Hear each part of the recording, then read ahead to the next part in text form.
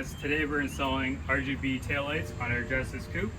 This tutorial will be applicable for RGB Eagle Eyes, Spec Ds, and as well as our OEM RGB options. As for today's tutorial, it's on a 2013 Genesis Coupe, but whether you have 2010 to 2016, you'll be able to follow along and get your taillights installed. As for the taillights we're installing today, these are RGB Eagle Eyes. They have a brand new 12-volt option, so they're much brighter than their previous model. As well, they have a reverse signal input. So that's just some of the new things that we can offer on the Eagle Eyes if you guys are interested. But yeah, let's go ahead and get into the tutorial. The tools you'll need are fairly minimal. We'll need a 10mm socket, a Phillips head screwdriver, some bumper clip removers. You can also get away with a flathead screwdriver most of the time, and as well as some zip ties just to clean things up. And of course, we'll need your RGB taillights. As mentioned previously, these are a set of RGB Eagle Eye taillights with our brand new 12-volt option and reverse signal input. Additionally, I'm offering a new style here on the side with these stripes to mimic the OEM side markers. So that's another option. Also, we'll need our Blueghozt module as well as our power extension wire. So for today's install, we are going to be running power from the battery straight to the back of the car, but you can also get away with hooking this up to an aftermarket amp if you already have the power wires ran. With the hood open, we can then disconnect the battery. Since we're working with electronics, as a precautionary step, I always like to disconnect the battery, loosen off the terminal here for the positive and then for the negative side.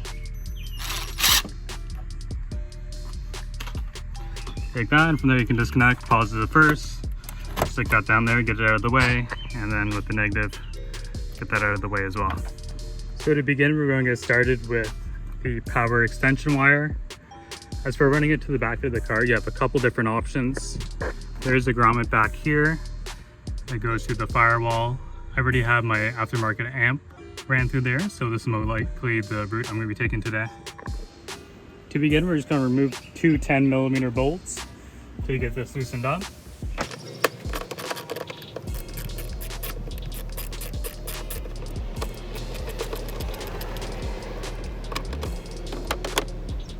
And just like that, we can pull this out, get it loosened up.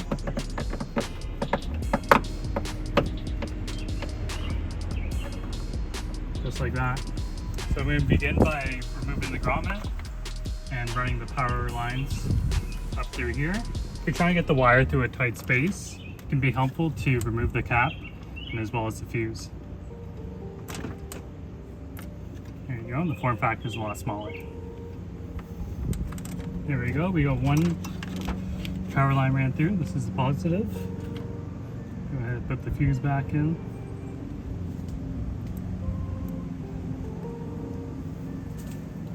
Just like that. Now we can run through the negative.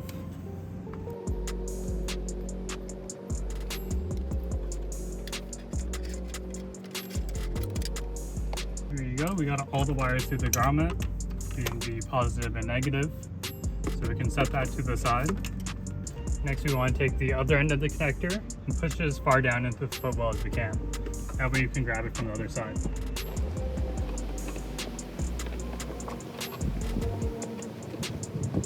On the inside of the car, we just want to go underneath here, look up, and stick your hand through and see if we can feel the other end of the connector. Once you find it, you just want to pull it through. And there we go, it just push it down a little bit further from the engine bay. From there, we just want to pull it through all the length. If you feel like you're going to get caught in something, just go back to the engine bay and make sure everything's okay and not caught up on anything. There we go, we have the full length of the wire pass through. If you made it this far, this is definitely the hardest part, just getting it through the firewall. The rest of the installation is a breeze, so let's get into it. You want to start by removing the center trim piece here. Back here, you can just pull it up gently, go in with the trim remover piece, and just work your way around. Pull it up on the center here. There we go, we got that. Here, you just pull it out. You set this to the side. Next, you just want to get the wire behind here, so we'll pull that out. Move this entirely like that. There we go, another piece removed. We can run the wire and zip tie it along down here so we keep it hidden. All the way down here, zip tie it to this power line here. You won't have the blue one, but the black one. Zip tie it all the way to this point. There we go, we got the power lines ran, nice and neat. For the next step, we're gonna be running the power line up behind this trim piece, up here, and then below the seat. You can remove this piece, but it is a little bit of a process removing other pieces up here. So to do so, I'm just gonna take the power line and tuck it up through the bottom here, all the way up, and then below the seat. For the seat, we can just pull this up like that. So let's go ahead and begin tucking this in underneath and up through here. Here we go, we got the power line up through that spot there. I know it can be a little tight in this corner, but you can always go in with your trim remover piece. Just free it up and get a little bit of space. With that, we can click this back into place. For the next step, we want to get the power line completely under the seat. To do so, you can just pull up the seat here with two hands and run it straight to the back there. We want it to come out right there. When bringing the power line down here, you just want to run it around the seat belt like how I have it with the blue power line. This way you don't have to worry about the wire getting pinched or anything. With the power line now here, you can push it through and we'll access it from the truck next. Before we go any further, I'm just going to go ahead and reinstall the trim pieces. To do so, first you want to install the smaller piece underneath the footwell. And then next we're going to go in with the longer piece here. You just want to make sure you're not going to pinch any wires or anything. That's why we zip tie them up. So I removed a couple of my floor pieces just to show you guys better. For the power line, we're going to take it and run it underneath the carpet here, underneath this flap, as well as back here, right through there. Right here, where your spare tool kit is, this is going to be the home for the Blueghozt module. Just a quick overview of the Blueghozt module. We have our power connector here. This is where our extension will plug into. If you have the 5-volt model, there will be a converter box on the back. This is 12 volt, so there is not, but the connections are still the same. Next, the shorter wire, and this wire is for our passenger side. Additionally, we have this extra wire here for the reverse signal, if you guys select that option. These will ship with an easy connector, same thing, plug and play. You won't have to tap into it, but for this set, I didn't get them in time, and just for my personal car, I'm going to go ahead and connect these just how it is. Additionally, the longer wire, we have the driver's side. So yeah, that's pretty much it. It is completely plug and play. Don't worry about that connector. You will have a nice connector to make it nice and simple for you. So next, we're going to go ahead and remove the taillights. To do so, we just want to remove this piece here, just like that. And there's 4 10mm bolts, one on the inside here. I'm missing them, so ignore that. I have one here, one there, and additionally there's one up there in the corner. So let's go ahead and unbolt those, unplug the factory connector, and slide out the taillight.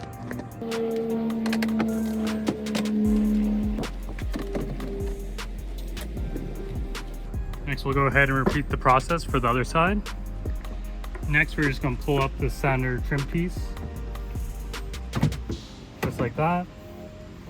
I do have the wooden floor in here, so it is a little bit more difficult, but if you don't have the wooden floor, there's additionally 2 Phillips head screws right here that you can undo and pull the entire piece out. But for today, we just have enough room to run and zip tie the wire across. So next, we're going to go ahead and place the Blueghozt module just in here. You don't have to worry about connecting it just yet. And we're going to be working with the passenger side first, which is the shorter wire. So for the passenger side wire, we want to take the wire and run it underneath this little flap here and get the wire up through here into there. So it is a little bit tricky, but this is what you got to do to get the cleanest install. Here we go, we got that connector ready to go. Next, for the driver's side, we're going to be running it underneath here. Same thing, except we're going to be going up through here and across underneath this piece here, all the way across, and we want the connector.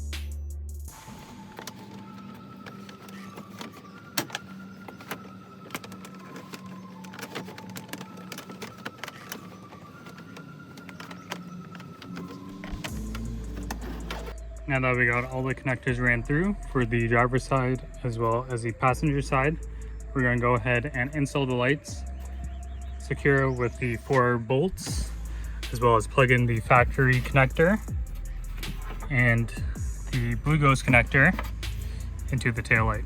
Installing the taillights, the easiest way is to first connect the Blueghozt module to the back of the taillight.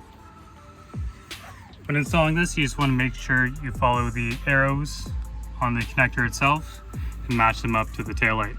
After connecting these, you can go ahead and slide the taillight in, screw down the bolts, and install the factory connector.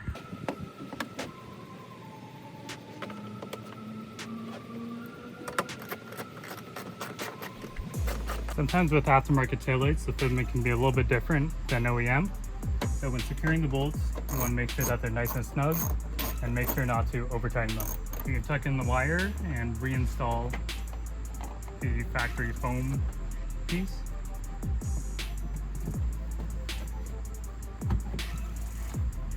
If you have the reverse signal option, now is the time to connect that as well. With extra wires, we're just going to zip tie them up, make sure everything looks nice and neat, and as well as connect the Blueghozt to the power connector. So make sure you put it in the right way so it clips in properly. All right, we're just about done, nearing the end. We just want to reinstall this piece here. Next, I'm just going to reinstall this grommet piece here. Next, we're going to install the battery terminal rings onto the battery. We have the positive on the red wire. So what we're going to do is we're going to go ahead and loosen this bolt here on the positive terminal. And slip it on just like that. And then repeat the process for the negative side. When connecting this on the battery, you just want to make sure you do the positive side first. And then the negative. And we can go ahead and tighten that up. And just like that, we are done the installation. In order to connect to your lights, you guys are going to want to download the Blueghozt app. It is available on iOS and Android, and I will have the link in the description for that. When you first open up the app, you should be greeted with a page like this, and you should see your taillights pop up. If not, you just want to give it a refresh, and you should see it there. If not, what you guys are going to do is just check the connections to the battery, and as well as the connection in the trunk, and then that should fix it up for you. Once you see your taillights pop up, you just want to click on them like that. You are able to create a pin for them, but for now we're just going to skip that. You just want to click pair,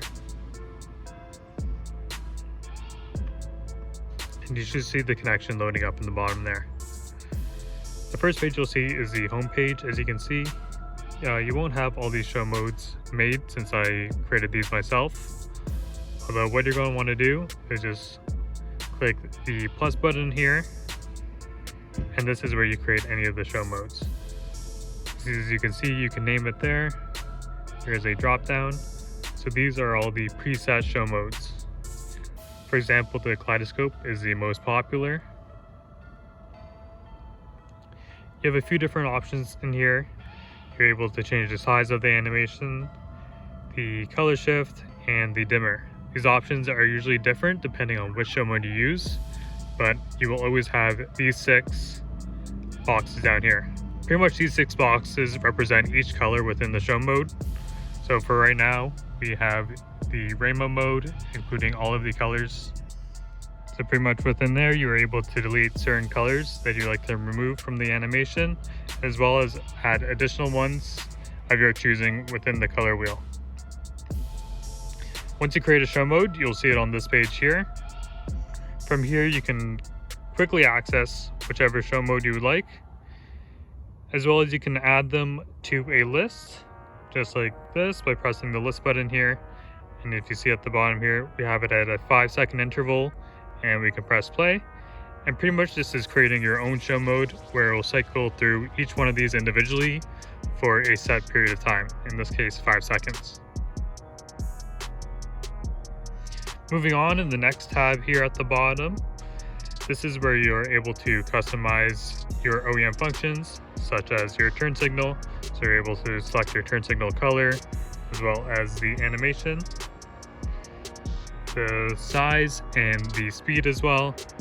For parking lights, we have them set to red right now, and you can change them to whatever you'd like, although it's recommended just keep them at red. Next, we have the startup animations and shutdown animations. You're able to play with those. Same thing, size and speed. Brake signal. For the eagle eyes, we have them on strobe. We have off, basic, and strobe. So the eagle eyes come with the most options, including the turn signal and the brake signal. If you do have the specties, you do miss out on the turn signal animations and the brake signal. That's because we just keep the OEM LEDs the way they're set up. It's better to keep them like that for brightness during the day. So you just want to check the description to make sure which one of these features are enabled on your taillights. In the next section here, this is the arrangement tabs. This is pretty much the setup configuration for your taillights. It's recommended not to mess with this since I have them set up for the best possible show modes. If you do happen to want to mess around with this, I recommend doing a little bit more research and as well as taking a screenshot. That way you're able to revert back to your previous settings. This tab you don't have to worry about. The settings, you're able to change the name if you'd like, the nickname, and as for any of these things here, I would just leave them as is. And lastly here we have the connections if you want to switch to your headlights if you have them by chance, or just exit out of it. So pretty much that's all you need to know for getting started with the Blueghozt app. If you have any questions, don't hesitate to reach out to me and I'll be sure to help you guys out. Thanks for watching and enjoy your taillights.